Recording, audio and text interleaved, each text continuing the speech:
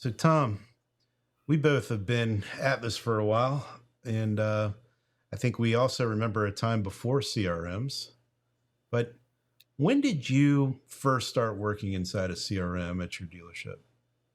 On my first job at the Kelly Automotive Group, I did the note card pull ahead program before CRMs were even out. That was in '91. But in '97, when I moved to the Motor Cars Group in Ohio, is the first time I had my experience with a CRM system, and that was Autobase. Yeah, I think we moved to ours in '99 at Checkered Flag.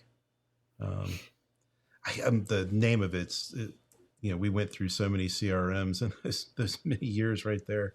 Uh, in fact, one of the reasons we switched away from our original CRM and even Autobase later, because we had that after that one, was to move to a web based one.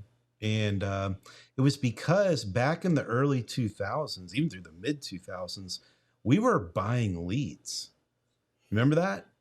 Oh yeah, Yeah, you remember like Auto USA and Delix? What was some of the others? You remember? Autobytel, Yeah, um, Stone yeah, Age. Yeah, Stone Age. yeah. Yeah. Back from the Stone Age. But anyway, Well, we back. Autobytel used to be fax before it was It was before it was internet leads by mail. Literally, I used to get faxes for those leads coming over to the dealership. Yeah, there's maybe some kids watching this saying, "What's a fax?" Yeah, I was really dating myself now. But the CRMs that came out from the late '90s into the early 2000s, which is the bulk of what we all have today.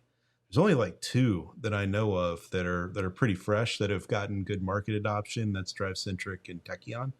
Um, all the rest were built, over 2 decades ago, and they were built in a time where we were buying leads.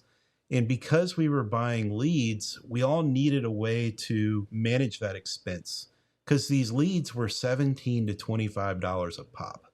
So four leads, you're $100 into this lead provider, and they were sending hundreds of leads over. And so the CRMs came about, and their answer to this was to ask for refunds to these lead providers for duplicate leads. And the system was set up in such a way that they attributed the the customer that came in or the lead that came in only to the first lead source. Yep. So if it was already in your CRM because they bought a car from you before or anything along those lines, they would trigger a notification back to the lead provider and would say, "Hey, we're not paying for this. Do not count this as something to charge us for." So this is why CRMs today give attribution only to the first place that customer came from and can't look at multiple sources and say, well, this customer had they were influenced by X and they were influenced by Y and Z. And all of those things came together to make this one deal that you just did. And so the CRMs are really at fault for not changing this model that has gone extinct. And their systems are backwards, and we're making bad decisions because of this. Yeah, we definitely see this every day, right? And so we call it, first ad source in attribution, right?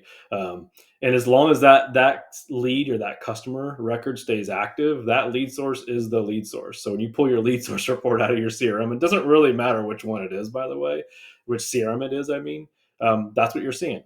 And so what we're seeing in the market now, what really needs to happen to fix this is you need technically first and last in. So you need to see really in the last 60 days, like what really contributed to that customer re-engaging with your dealership. And that's where the big hole is right now. And it's why you're making, unfortunately, bad decisions on marketing sources sometimes right now. There are some other solutions that are out there to help with this. It's unfortunately it's an extra expense on top of your CRM, but some of them can be vastly helpful. There's Yeah. there's CDPs that might be able to show some of this. Um, Yes. we have some friends who've got some pretty innovative stuff that's on the way or just coming to market. You want to talk about Herb and Ryan? Yeah, Karumi is building actually incredible from the Stephen Wade Automotive Group. They've been working on it with that dealer group for almost 2 years now, I believe. And again, so it's a dedicated marketing or tracking solution, right? So it's IP based here, and it really gives you a sense of all the sources in, and then which one was closest to the sale. It's really, really insightful way to think about how you do your marketing. And it can actually have some automation in the marketing side of things also, which is super cool. And data drivers from Ryan over used to be at Wise Automotive Group. Another amazing dashboard.